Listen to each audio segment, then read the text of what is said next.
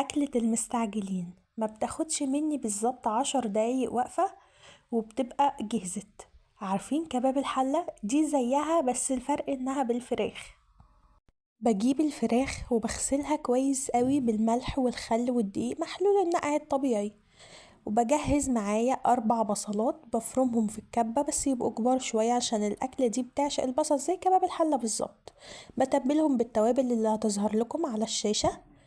وبمسك البصل بعد ما بدعكه في التوابل كويس قوي، بحطه على الفرخ واحاول احطه ما بين الجلد وما بين اللحم، وادعكه كويس قوي. ويلا على نار هادية كده نسيبها تنزل المية بتاعتها والصوص.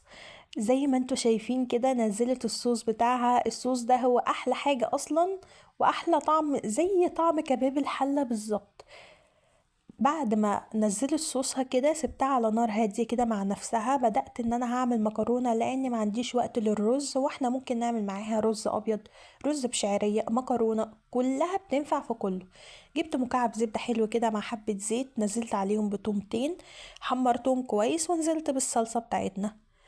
بعد ما حطيت الصلصة بتاعتنا فضلت اقلب كده واسيبها شوية تتسبك. انا بعمل الصلصة فريش، ما بسيبهاش في اللي هي اقعد اجهزها قبلها، لا الطبخة بطبختها. وحطيت بقى بعد ما اتسبكت التوابل بتاعتي، هكتبها لكم برضو على الشاشة. نسيت اقول لكم ان انا حطيت كيس من الصلصة او معلقة كبيرة من الصلصة، بس الجزئية دي ما تصورتش. بدأت ان اعمل المكرونة. حطيت مية مغلية على طول، وحطيت عليها حبة ملح وحبة زيت المعتاد بتاعنا.